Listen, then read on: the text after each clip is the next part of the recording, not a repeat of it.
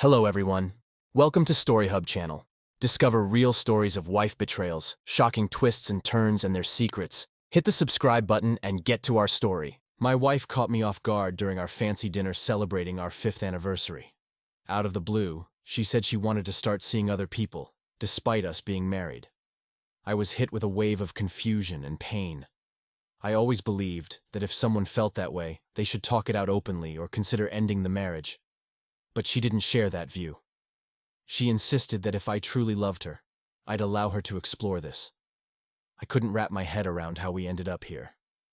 I had gone all out, planning a special evening with lavish gifts, hoping it would make her happy. Instead, she seemed distant, almost uncomfortable. She kept glancing around nervously, avoiding my eyes. Then, she finally admitted she wanted to have affairs. It was like a punch to the gut. I didn't know how to react. I set my wine glass down, trying to make sense of the serious look on her face. I thought maybe she wanted to discuss starting a family. We had talked about it before but decided to wait until we were more established in our careers and had saved up a decent amount. Now that we were finally there, I was eager about the idea. But the way she avoided eye contact made me worry she wasn't on the same page. Usually when someone brings up having kids, there's a smile and direct eye contact. But this time, something was off. "I've been doing a lot of thinking," my wife Amanda said, her face serious. "And this is really important to me. I feel like I need to explore life outside of our relationship." I was completely blindsided. A flood of emotions, confusion, disbelief, and anger, all hit me at once. I couldn't believe what I was hearing. "I think if I take some time to figure myself out, I'll end up being a better partner to you." I was completely at a loss, my mind swirling with all sorts of emotions as I tried to process what she had just said. "Excuse me, what?" I interrupted her, placing my hands on the table and staring directly into her eyes, my face a picture of utter confusion. She turned away, avoiding my gaze, and kept talking. "Tom, I want to be involved in other relationships," Amanda said. "I'm telling you now so there won't be any surprises later." I felt a deep sense of disappointment, and my heart started to race. "What exactly do you mean by other relationships, Amanda?" I asked, hoping for some clarity. "Maybe different kinds," she replied vaguely. I felt even more lost, struggling to catch my breath. Trying to keep my cool, I asked, "What are you saying, Amanda?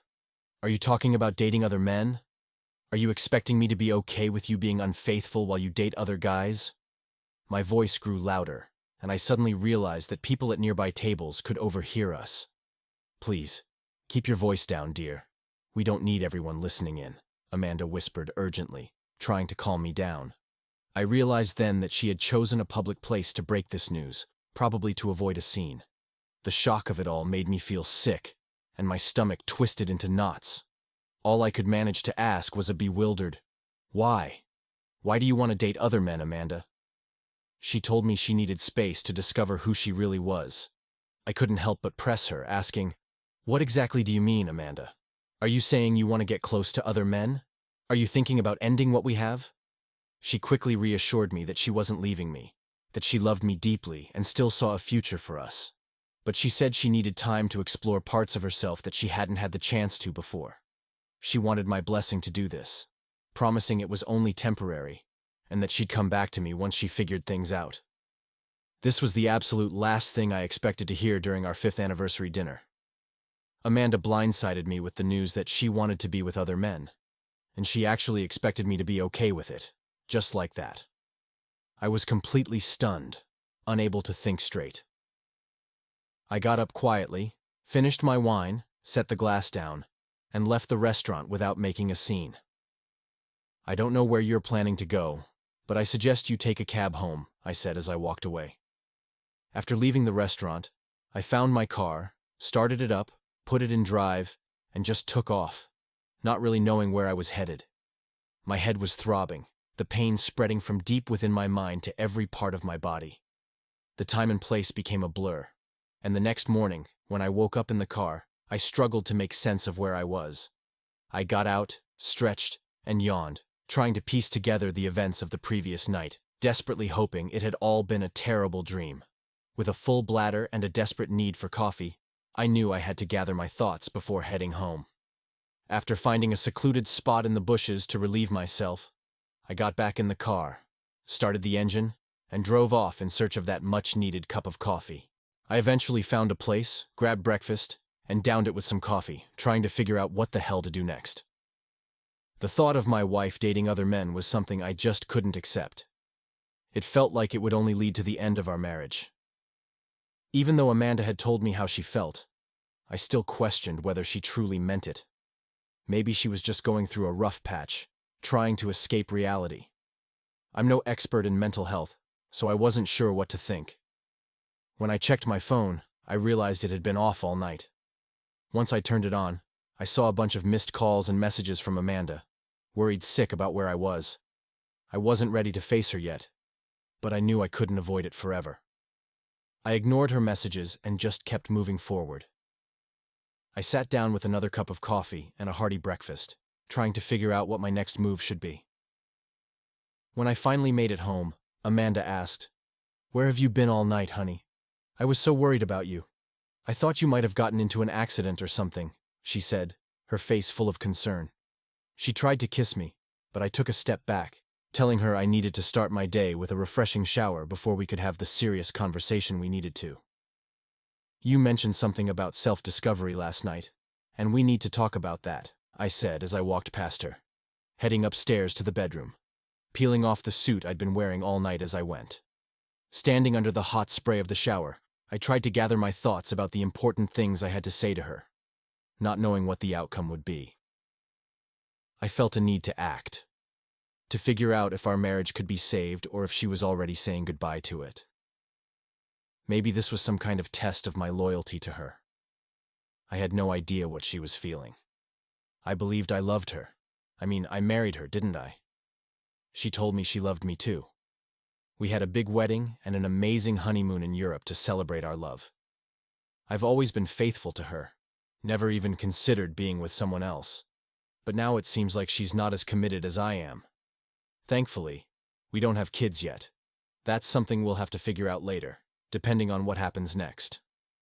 After changing into something more comfortable, I headed to the kitchen to brew another pot of coffee. I grabbed a notebook and a pen, trying to keep my thoughts organized. Amanda was already there, watching me closely. Despite my efforts to keep a calm exterior, inside, I felt a deep sense of sadness creeping in. I poured myself a cup of coffee and sat down at the table. "Amanda, can you explain to me again why you feel the need to have a relationship outside of our marriage?" I asked. "My love, I want to establish myself as an independent woman. It feels like my needs aren't being met right now, and I need the freedom to explore and find that fulfillment on my own," she replied. "So, are you suggesting that we take a break from our relationship so you can figure out what you want?" I asked, trying to grasp her intentions. "No, my love.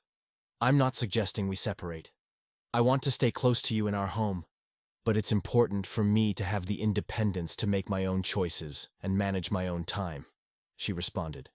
"Amanda, when do you plan to start this journey and create this new routine for yourself? I'm open to talking whenever you're ready. But Amanda, I can't agree with what you're saying. When we got married, we vowed to be together forever, to love and support each other. Just thinking about being with someone else feels like it's breaking those vows. I still have hope for us. I'm not ready to give up on our marriage. I feel like we've grown distant, but I want to fix that. We're both so caught up in work that we don't spend enough time together. I miss feeling loved and valued like we did when we first fell in love. I know I've been focused on securing our future, but I want us to remember the love that brought us together in the first place. Let's try to make our relationship a priority again and rediscover the joy we had in each other. Let's work together to achieve the dreams we talked about when we got married, like paying off the mortgage on this house," I said, trying to keep my rising anger in check. "Are you thinking about being with other men?" The question scared me. I realized I should have asked it much earlier. "Honey, I'm not sure what I'll do. If the opportunity presents itself, I might consider it," she replied. "So, you're thinking about betraying me?" I said, feeling the weight of her words hit me hard. Tom, it's not about hurting you. It's not cheating if you know what's happening, she said. I felt a wave of stress wash over me, so I took a deep breath to calm myself down. I sipped my coffee, wishing it was something stronger to help me relax. I knew I had to stay focused and keep the conversation going. So, let me get this straight, Amanda. You're thinking of going out with other guys, maybe even sleeping with them while still living here at home? I asked, trying to make sense of it all. Well, it's not as simple as that, honey. I'm not sure yet, she responded. Amanda, from my perspective, it's actually pretty straightforward. Are you suggesting that we continue doing everything together during this period? Don't forget, you're still married. Are we just going to take a break from our marriage for a while? Are you suggesting that we keep an intimate relationship going during this time? I asked, trying to understand her intentions. Of course, Tom. We're a family, you and I. I care deeply for you, and I want us to remain a family. I just think I need to do this occasionally to gain some clarity, she said. How often do you plan on doing this, Amanda? Every weekend? A couple of times a week? Every night? Just how much exploring are you planning to do? I asked, feeling my frustration grow. I'm not sure yet, my love. Why are you so worried about how often we'll see each other? She asked, seemingly unaware of the impact her words were having. I need to figure out what I'm going to do while you're out with other men. I don't have someone like that in my life, I replied, struggling to keep my composure. I was on the brink of losing my temper, but I knew I had to stay focused and not let things escalate. There are some serious things we need to discuss before any decisions are made. Are you certain this is what you want? Have you considered how this will impact our marriage? I asked Amanda. She nodded, but her response lacked conviction. It was clear that she wasn't considering my feelings or taking my perspective into account. Then she said, "If you love me, you'll let me do it." I replied, "Amanda, if you truly love me, you won't go through with it. I've drawn a clear line here. Honey, I've made up my mind. I'm not going to change it. This ultimatum will determine what happens next for us. Our relationship won't ever be the same again." Amanda didn't fully grasp the consequences of pursuing relationships outside of our marriage, and this was a turning point. It's time for me to take a stand. These are my rules, and they're not up for negotiation. I told her exactly what needed to happen. If she wanted to see other people, it was clear she'd have to find somewhere else to live during this time. I made it clear that I couldn't live with her while she was dating other men, and I wasn't going to have them coming to our home.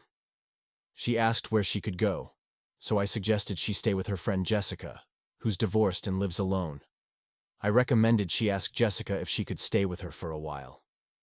If that doesn't work out, you can rent a temporary apartment, but you'll have to cover the utilities and any car expenses, I said. Amanda, who taught third grade at the local elementary school, had a steady income.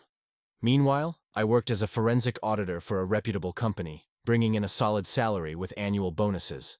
I admitted that I might not have been able to meet all her needs in our relationship, I confessed. For the first time, Amanda looked me directly in the eyes, a sense of triumph in this battle between us. If you're offering an open marriage, then I need to be prepared for you to seek another relationship. But will you come back to me, Amanda, once it's all over? I asked. My love, I understand everything. You mean a lot to me. You're my partner, and I still want us to have a family together, she replied. But if you're out there dating other men, what do you expect from me? Do you expect me to stay faithful to you? Should I just sit at home, waiting for you to finish with them, and then welcome you back? Have you thought about how all this would make me feel? I want you to be my partner. Mine, and only mine, Amanda, I said. Whatever happens when we're apart won't matter once we're together again. I see a future where you're my partner and the father of our kids. It feels strange to think otherwise, she said. It seemed Amanda was okay with my decision to keep other men out of our home for any kind of intimacy. Maybe she saw it as a win. Now she could talk to other guys without me interfering. Fine, but we still needed to address a few things. Can you move your stuff to the spare room? I'm not sure I'm ready to share a bed with you right now. Your actions are really hurting me. It feels like you're trying to push me away without coming right out and saying it. Can you explain what's going on? I asked. Amanda didn't react much, which made me realize she was beginning to understand that I wasn't just going to accept things as they were. Maybe she was surprised that I wanted to sleep separately, but what did she expect? Did she really think I'd just forget everything and let her cheat on me, then go on like everything's normal? Not a chance. Amanda grew close to another teacher, Jessica. I couldn't shake the feeling that Jessica had a hand in influencing some of Amanda's decisions. Jessica, a divorced teacher, was asked to leave the same school where Amanda worked after her husband found out about her affairs. At 35, Jessica was attractive, but she had a tendency to jump into relationships with any guy who gave her attention. I suspected that Jessica's behavior might have played a role in Amanda's sudden desire to explore before settling down and starting a family. For me, the harsh reality was that if Amanda continued down this path of so-called self-discovery, our marriage might not survive. The most likely outcome would be a divorce. I stood up from the table and started to walk away. "Is this it, Tom? Are you telling me to leave?" Amanda asked. I replied, "Yes, that's exactly where we are, Amanda. Don't misunderstand me. I can't accept this. When we exchanged vows, we promised to be faithful to each other. Now you're thinking about breaking that promise. What do you expect me to do? Just sit back and watch while you're with other guys? If you want an open marriage, then I think I have the right to do the same." Amanda was silent, stunned by my words, and I left before things could escalate further. I grabbed the car keys and headed for the door. "Where are you going, honey?" my wife asked. "I don't know yet, but you should start packing and find somewhere else to stay. Just remember, you can't betray our marriage until you've moved out," I responded. I slammed the door behind me with more force than usual. I was prepared for the possibility that I might have to leave. But since it was my wife who had caused this mess, I believed she should be the one to deal with the inconvenience. Besides, I had a strong suspicion that Jessica, with her reputation for promiscuity, was manipulating Amanda, so she should bear the consequences. As much as I wanted to confront Jessica at her house, I forced myself to hold back. Early Monday morning, I left for work before Amanda woke up. With Amanda's intentions looming over me, I realized I had a lot of work to do to shore up my own plan. I wasn't going to tolerate her infidelity. If she decided to end our marriage, then I needed to take steps to protect myself. The thought of her betraying me was almost unbearable. I couldn't just ignore her actions and pretend everything was fine when she came home. I was worried about what could happen, like her getting sick or pregnant because of what she was doing. I knew we had to get a divorce, so I reached out to my lawyer, who's also a good friend. Normally, he helps us with things like buying houses or drafting wills. I didn't expect him to handle the divorce, but I trusted his judgment in recommending a good lawyer. He connected me with someone from his firm, and I met with them that same day. The meeting was tough, but my new lawyer was sharp and well-versed in our state's laws. I didn't want our divorce to turn into a bitter battle. I was willing to split everything 50-50. When we got married, we didn't have much, and we both worked hard to build a life together. An even split seemed fair to me. After all, I do have a heart. I prepared all the necessary paperwork and kept it on hand, waiting until I had solid proof that Amanda was actually seeing other men. Until then, it was just a precaution on my part. The week dragged on painfully slow. I tried to spend as little time at home as possible, usually heading to the gym every evening to blow off steam. I noticed that Amanda was spending a lot of time with Jessica, and on Thursday, she informed me that she'd be staying with her for a few weeks until she found a more suitable place. I realized that by staying at Jessica's, she'd have the freedom to spend time with her new boyfriends without me getting in the way. Jessica would likely welcome her partners too, creating a perfect setup for them. The whole situation was a mess. Just a week after our 5th anniversary, my wife said she wanted to have affairs. She started packing her things to leave, but then she hesitated. "Honey, I don't want to go. Can we work this out so I can stay? I love you so much and I want our marriage to get better," she said, looking at me with pleading eyes. I replied, "Amanda, if you truly loved me and wanted our marriage to improve, you wouldn't be leaving. I want you to stay, but I can't accept you being with other men while still being my wife. I love you, but I won't tolerate this kind of behavior." Let's go to marriage counseling together and try to solve our problems. If you're not willing to do that, I don't know what else to say. Just go. While she was loading her things into the car, I headed to the hardware store to buy new locks for the house. Over the weekend, I changed 3 locks and updated the security code for the garage door opener, trying to make our home more secure. I spent Saturday night at home, staring at the walls, hoping Amanda would come to her senses and come back. The following week was incredibly tough. I hit the gym every day and started running again to manage the stress. Sometimes I felt so desperate, wishing my wife would return. It was hard for me to grasp how she could have affairs while still being married to me. I struggled with feelings of inadequacy, wondering if there was something wrong with me that drove her to cheat. So, I started researching why people cheat. I was surprised to learn that about 40% of married people have affairs. Even more surprising was that nearly 90% of them choose to stay married. Sometimes, the spouse who's been cheated on decides to turn a blind eye, especially if they have kids and don't realize what's happening. Many women who cheat claim they still love their husbands and families, but they feel something's missing at home. The demands of running a household and caring for children can leave little time for nurturing the relationship with their spouse. They crave feeling special and loved by someone who's focused on them, rather than just talking about chores or kids after being intimate. Maybe the key to a successful marriage is to treat your spouse like a lover, rather than letting things fall apart and focusing solely on the physical aspect. I wondered if I should surprise my wife at the club where she was going with Jessica. People cheat for various reasons, sometimes because they're unhappy, feel disconnected from their partner, or want to get back at them for past wrongs. Some women even say they cheat as a way to save their marriage. I wasn't sure about that, but research into infidelity has shown that there's some truth to it. Marriage is a complex institution that demands constant effort and dedication to keep the bond between partners strong. When both parties agree to extramarital affairs, the relationship rarely lasts long.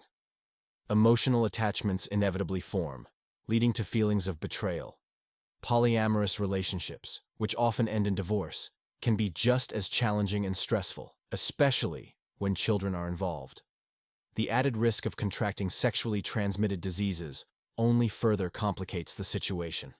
In my view, monogamy is the foundation for a successful marriage. If both spouses don't share this belief, they might be incompatible and should consider finding partners who align with their values. It's important to reflect on whether neglecting your partner has caused a rift. I couldn't help but wonder if I hadn't given Amanda the attention she deserved because I was so focused on what I thought was necessary to build a better life for us. Had I been wrong about my priorities? I couldn't say for sure. All I knew was that I felt deeply unhappy when my wife chose to leave our home and seek out other men, searching for something she believed I couldn't provide. I didn't see how her choice could possibly benefit our relationship. Another lonely week passed. I resisted the urge to reach out to my wife, and the only message I received from Amanda was a request to forward her mail. Her messages were cold, with no hint of wanting to rebuild our marriage. It was clear she was moving on, likely searching for new relationships, perhaps even with multiple partners just for the thrill of it. I was tempted to follow her, to see where she and Jessica were going. I drove past the apartment several times, but I fought the temptation to stop. I knew I couldn't handle the strain of constant surveillance. I needed to let her make her own decisions. If I didn't, she might never come back. Every day, the chance of us repairing our relationship grew smaller, and with each passing day, the less I wanted her back. A month went by without a word from her, and then, out of the blue, Amanda showed up at the house. She couldn't open the door with her key, so she had to ring the bell and knock. When I opened the door, I asked her, "What brings you here today, Amanda?" She looked surprised and said, "My key isn't working anymore. What's going on?" I kept a serious face and told her, "I changed all the locks." When she tried to step inside, I blocked her and asked, "What do you need, Amanda?" "I came back to pick up a few things I forgot when I moved in with Jess," she said. Once again, her visit was solely to collect her belongings, not to try to reconnect with me. She didn't seem to care about my feelings or the resentment I might have. It was obvious that I was just an obstacle in her plans. Did she really think I wouldn't be affected by her affair with other men? and that I'd eventually just take her back? I've gathered several boxes of your things from around the house and stored them in the garage so you can grab them there, I said, inviting her into the house, knowing full well that it was still technically her home. We walked to the garage where she saw all her boxes neatly stacked and waiting for her. How long do you plan on staying with Jessica? I asked. She's been a great help. I'll be with her for a while, Amanda said. I'm sure in a few months I'll come back to you and be an even better wife. Then we can start a family. I couldn't help but laugh at the absurdity of it all. The idea that being with other men would somehow make her a better wife or mother seemed ridiculous to me. It was clear that her thoughts, likely influenced by Jessica, were muddled. Deep down, Amanda must have known it didn't make sense. I had my own thoughts about the situation. Have you met someone special yet? I asked, noticing the flush on Amanda's cheeks that answered my question before she even spoke. Jess and I have been on a few dates with guys from our club, but those were just casual encounters, she said. And how are you enjoying spending time with your new boyfriends? I asked, watching her blush deepen as she rummaged through the boxes of her belongings, already knowing what the answer would be. I decided to leave the garage and head back to the kitchen to enjoy my coffee and read the newspaper. A few minutes later, Amanda emerged from the garage with a bag of her things and looked around the kitchen. She seemed to expect to find the house in disarray, but to her surprise, it was spotless. I had hired a cleaning service that came 3 times a week, so there were no dirty dishes, no beer bottles, and no piles of laundry lying around. Despite the immaculate state of the house, she seemed disappointed. As I tried to come to terms with the fact that my wife had left me for another man, I couldn't help but feel the sting of contrast between the well-maintained home and the turmoil I felt inside. Do you need anything else, Amanda?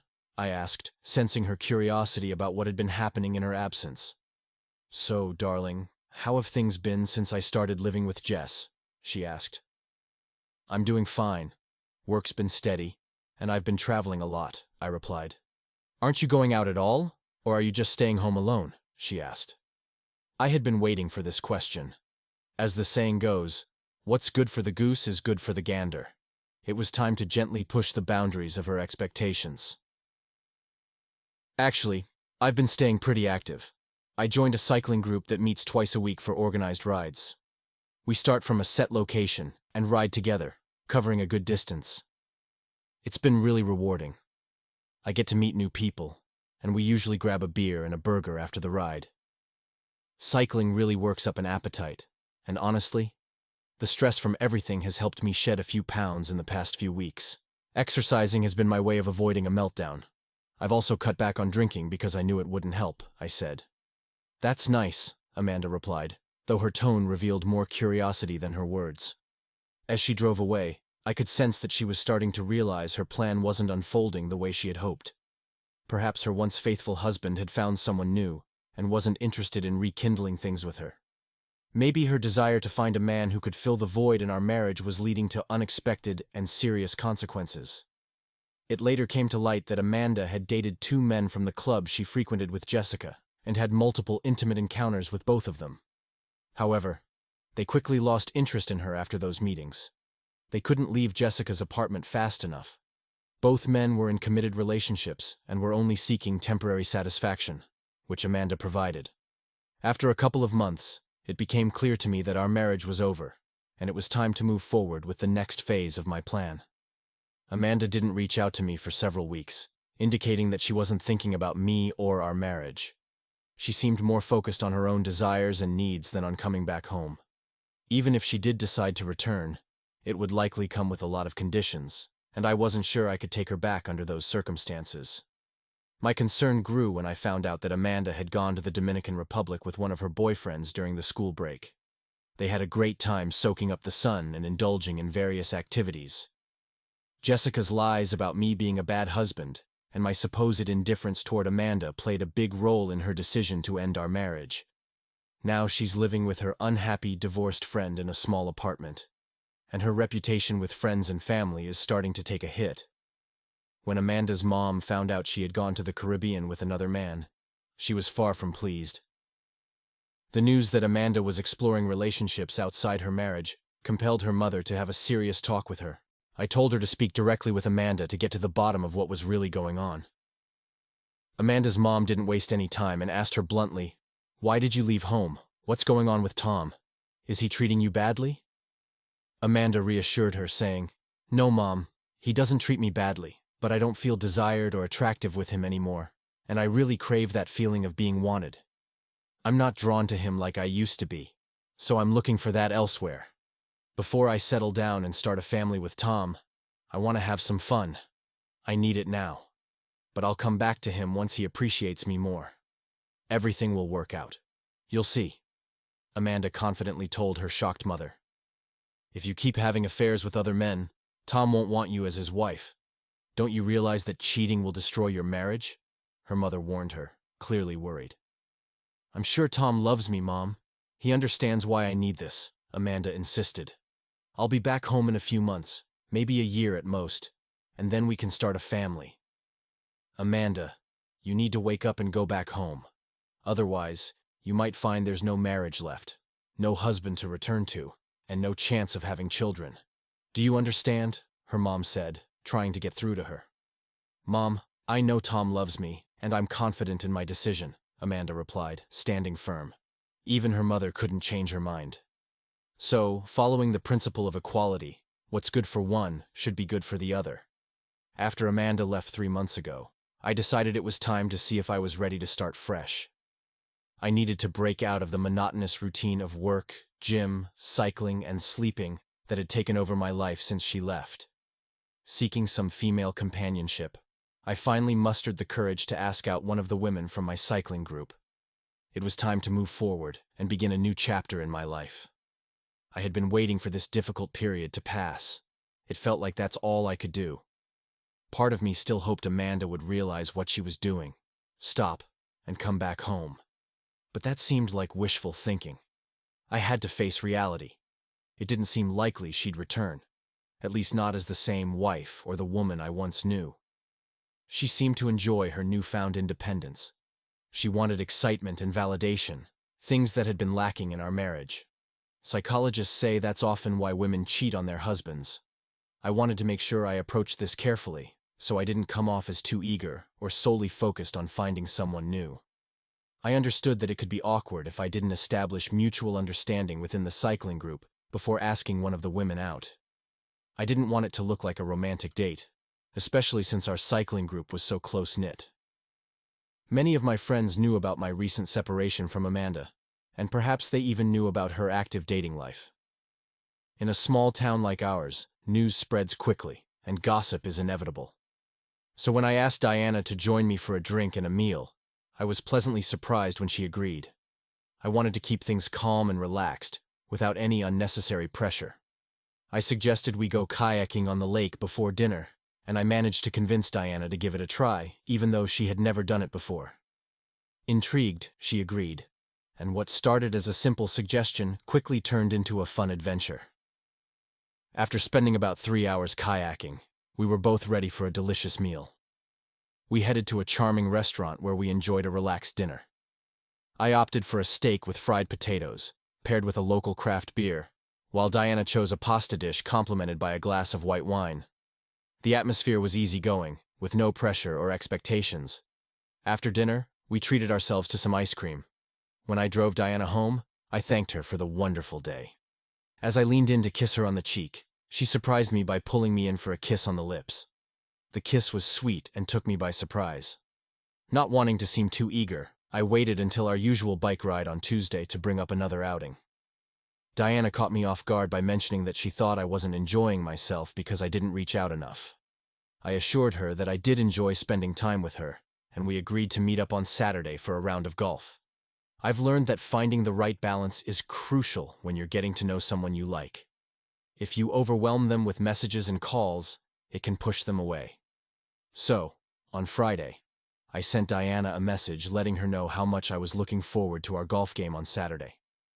I suggested a time to pick her up, but also offered to meet her at the golf club if that was more convenient. She asked me to pick her up, and we set a time for early evening. The time we spent on the golf course was enjoyable, even though we both knew we weren't going to be pros anytime soon. In the evening, We decided to have a barbecue at my place, accompanied by a bottle of wine.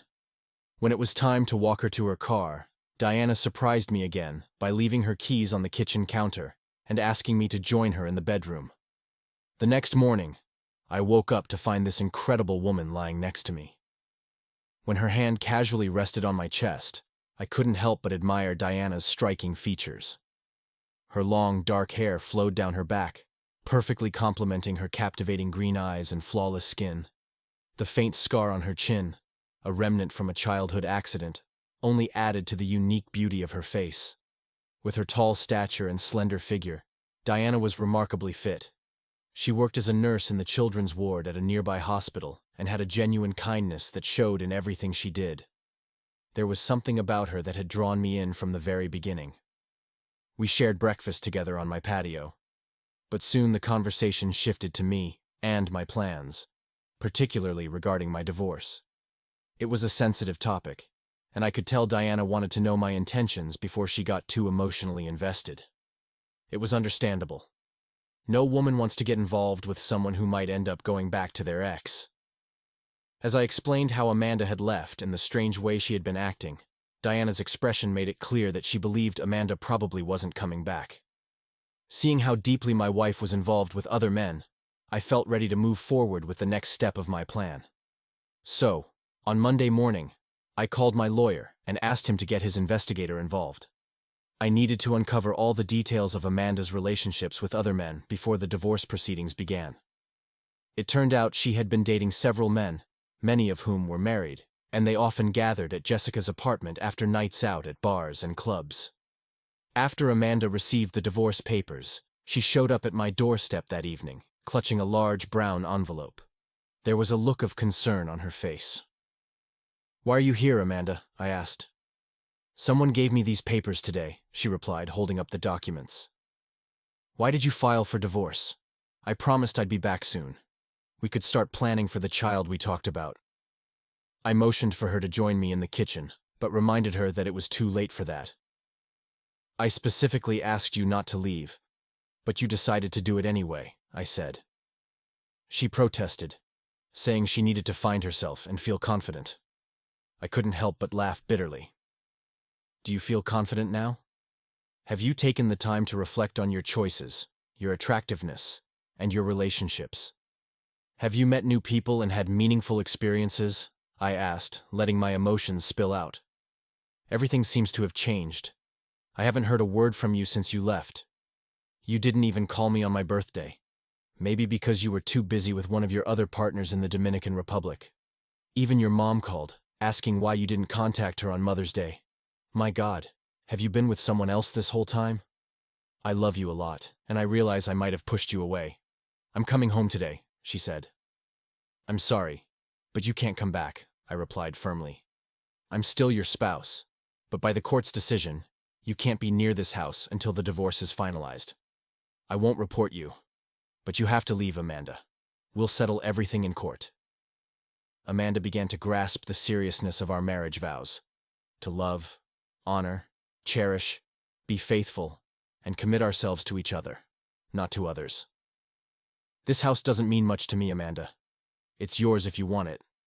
My share is worth about $150,000 since it's nearly paid off. Alternatively, we can sell the house and split the profits. It's all straightforward." She found a new place to live and started over with a clean slate. Although the breakup was painful, we both knew it was for the best. I focused on moving forward, leaving the past behind and looking ahead. At the charter school where she worked, Amanda was advised to be more careful about how she conducted herself. It turned out that some parents were concerned because she was dating multiple people from our community, and they didn't want her influencing the students. Most of the complaints came from mothers who didn't like the idea of a woman like her teaching their kids. Some suspected that their husbands might have had romantic entanglements with her. Amanda was diagnosed with a non-life-threatening sexually transmitted disease. She had to stop having sex for a year, which wasn't a big deal because she was already pregnant. Later, we discovered that one of her partners was the reason she got sick. She hadn't been taking birth control and had been drinking heavily. To this day, we don't know who the child's father is. My divorce from Amanda is finally over, and I'm free from her. It's been almost a year since everything started falling apart with Amanda. In that time, I've bought a new house, received a promotion at work, and most importantly, Diana and I have moved in together. We have two big pieces of news. We're getting married this summer, and we're expecting our first baby by Christmas. Amanda still calls me and occasionally shows up at bars where she knows I might be, but I always tell her that I'm happy with someone else. 3 years later, Amanda got married again, but things didn't go well. Her new husband isn't the best kind of person. According to Amanda's mom, she often has bruises on her face, but stays with him and raises her daughter from another man.